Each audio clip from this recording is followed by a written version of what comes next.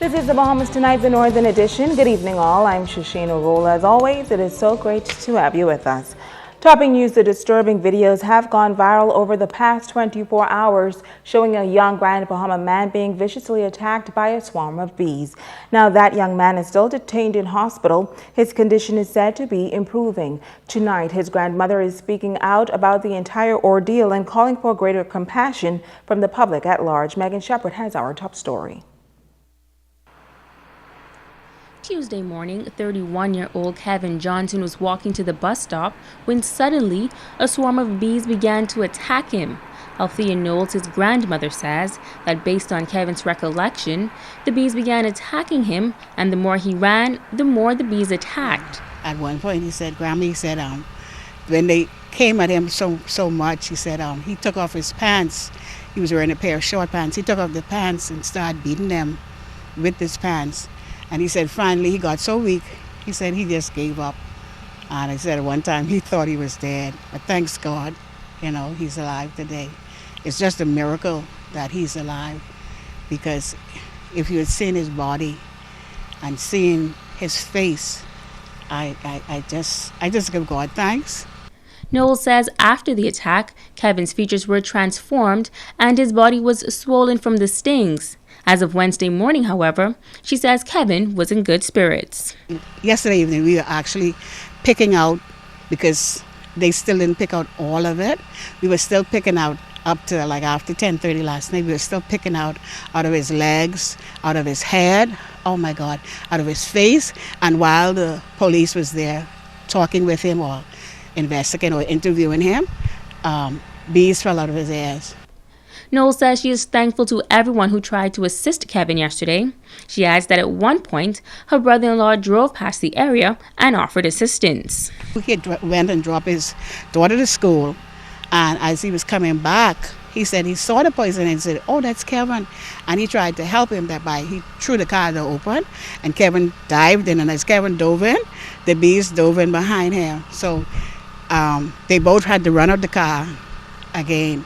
Now, the attack has gone viral on social media, and Knowles is calling for members of the public to be more considerate when it comes to respecting persons' feelings. They ought to be more compassionate towards the situation.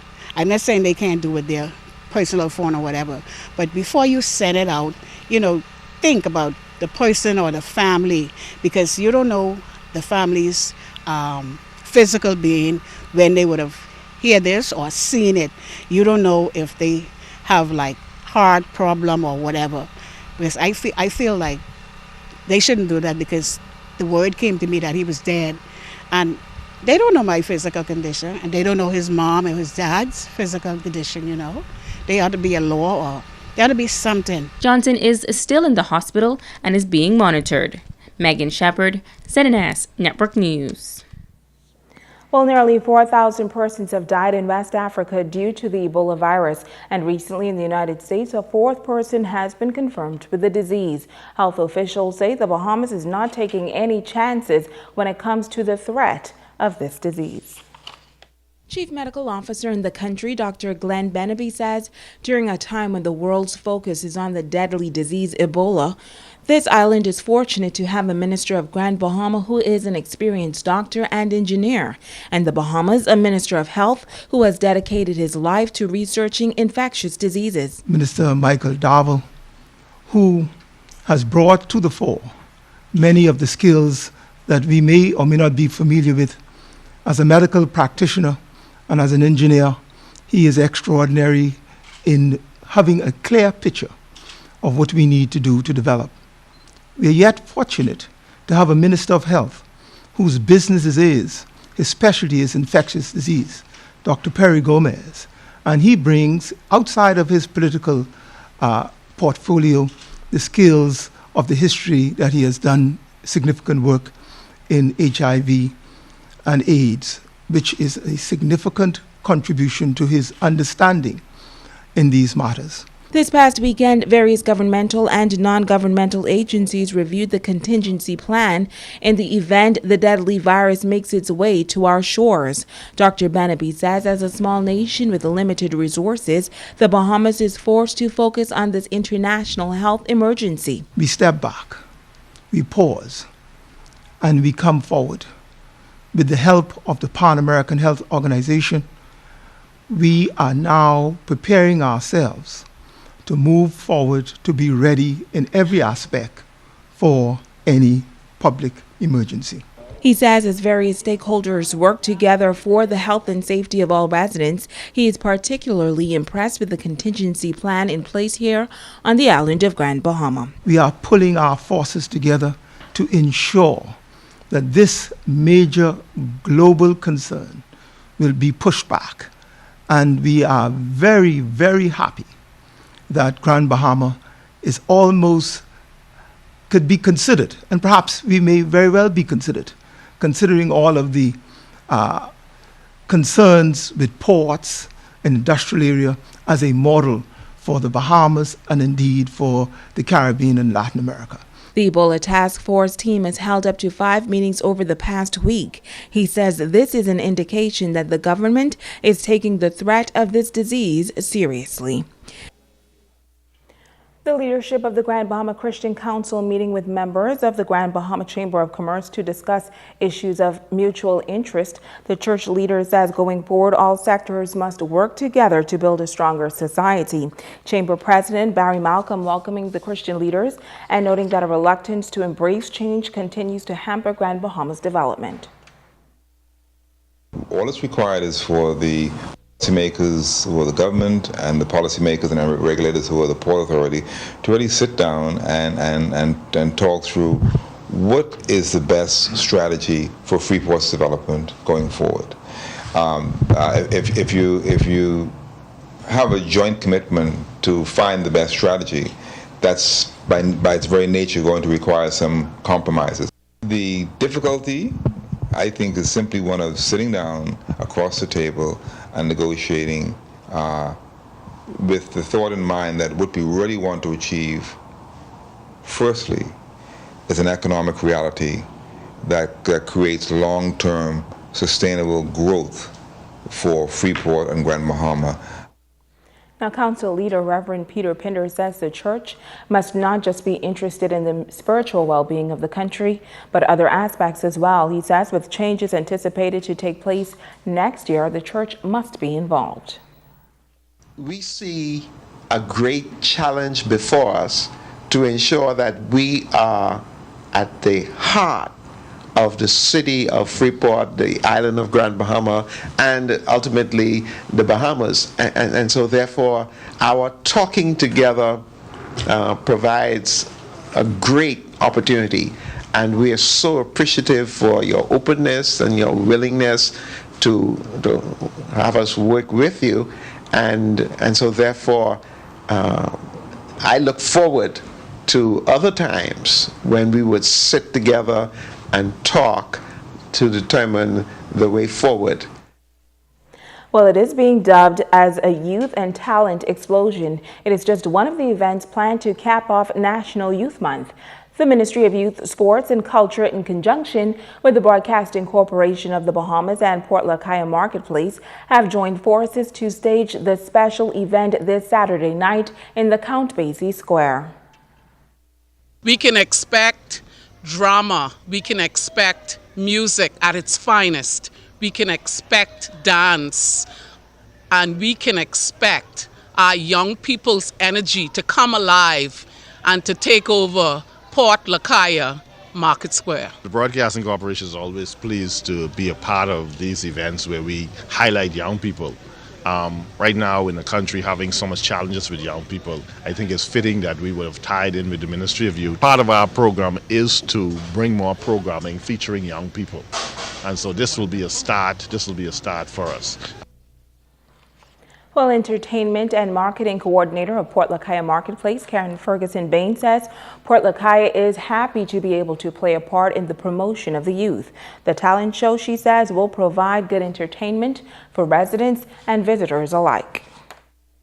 The owners, directors, and management of Port Lakaya Marketplace are very pleased of this venture. We are happy that the Ministry of Youth, Sports and Culture, along with the Broadcasting Corporation, have decided to put this unique event on. It gives our visitors a chance to see some of the unique culture that Grand Bahama has to display. And so we are proud that the hotels, all of our resort properties, we have given them the information, and we're hoping that they bring their visitors down so that they can partake as well as our residents.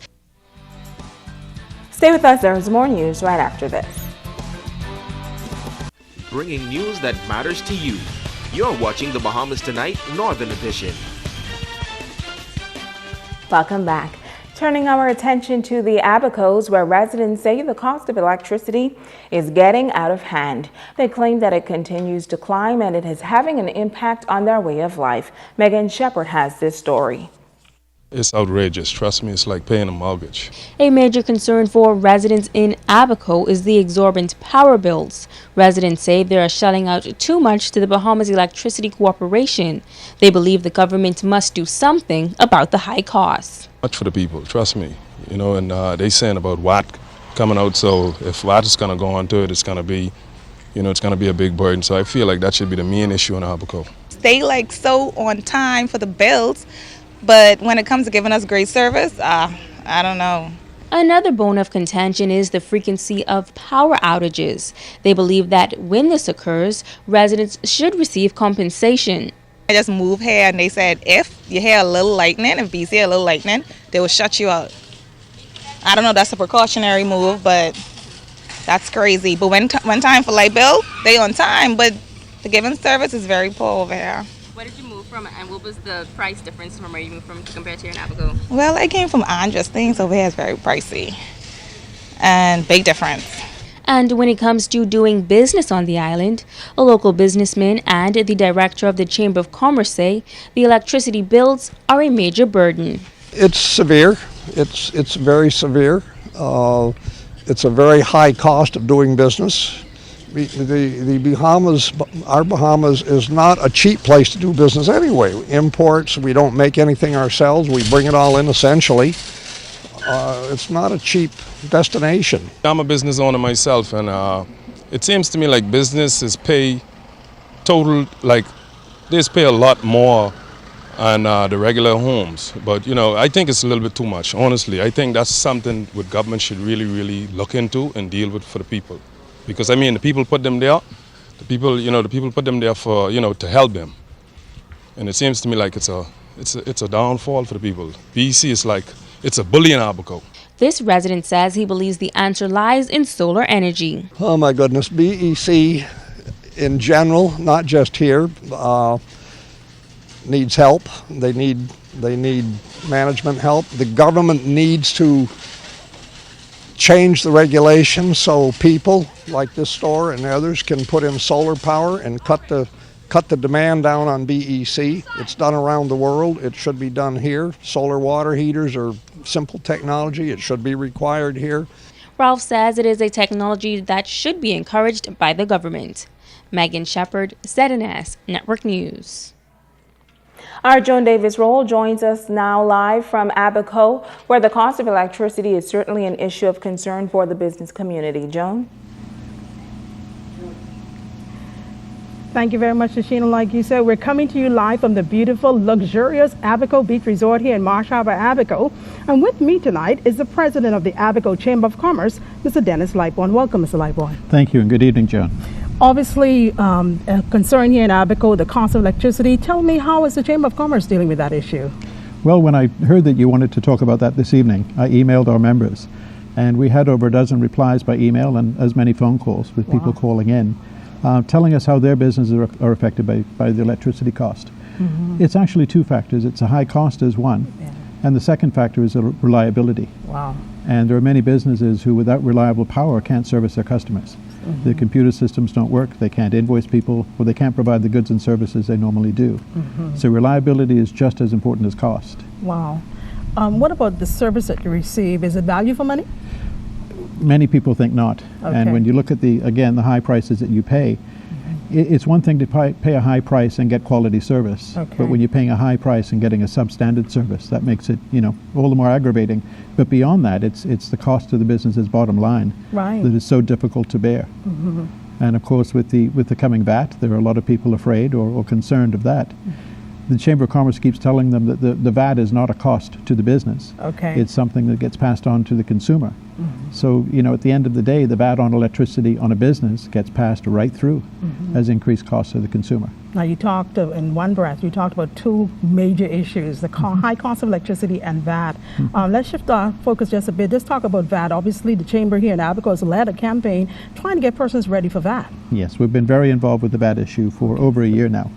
As the Abaco Chamber of Commerce is part of the larger Bahamas Chamber of Commerce family, if you want to call it that. We've been involved with the group in Nassau and the Coalition for Responsible Taxation. And we've educated ourselves, we've been involved in the debate and the discussion, but we've realized now that, and we've come to the position that we now have VAT, it's the law of the land, Yeah. and it's time to stop thinking about why VAT and concentrating on how VAT. How VAT. How do we implement it in our businesses? How do we make sure that we're collecting the taxes we're supposed to and remitting them as we should? And that's a big focus for our chamber now. Okay, do you feel that the government is doing enough to get the VAT message out? Well, whether they're doing enough or not, we're trying to do our part. Excellent. There was a government seminar today, and I believe possibly tomorrow, at the Government Center where they're registering businesses. Wow, okay. But our last workshop was a week ago, and we had almost 200 people attending. And they may have left confused they may have arrived confused. But they left. But they left, armed with a lot more knowledge and a path that they could take to attack this problem.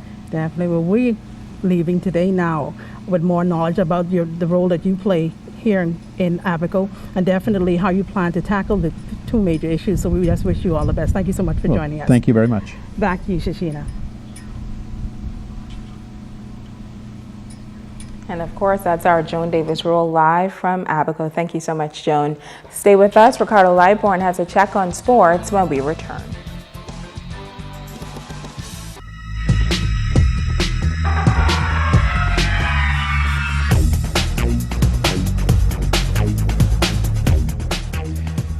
Hey everybody, welcome to Sports with Ricardo Lightborn. This Monday night is going out to Cheryl Marshall Campbell and Donna Hall. They are two very special ladies. They are celebrating their birthdays today. Well, let's go to it and start with golf. The Grand Bahama Open Golf Tournament, folks, is actually going to be starting on November 8th and 9th. It'll be the Grand Lucayan Reef Golf Course. Vice President of Bahamas Golf Federation, Chris Harris, says that the event will give players opportunity to actually get together and also compete. Sports is not sports unless you compete. Right, so we're going to have a competition, and we see where we're at. It's another opportunity for the players who have been practicing and so forth to come out and shine, like young Ben Davis did at the last event we had. He really showed us. He put on an excellent exhibition of golf. And it inspired me and inspired a lot of other golfers to have an event like this once again and see which other young Bahamians we can identify and give them a chance to show their skills. Well, players in Fort Lauderdale and Nassau is going to be teeing it up at the Reef Golf Course. Harris is encouraging golfers and the public to come out and support the Grand Bahama Open Golf Tournament. Well, I expect to see some very stiff competition. Some good camaraderie because of the guys from Fort Lauderdale coming down to play with us. Some of them we've seen before because we had this sort of event in 2010. And a lot of them were here then. So it's a good opportunity for us to have a nice, fun weekend. November 8th and 9th is the dates for the Grand Bahama Open Golf Tournament. That is my 1 minute and 22 seconds of sports tonight. I'm out of here.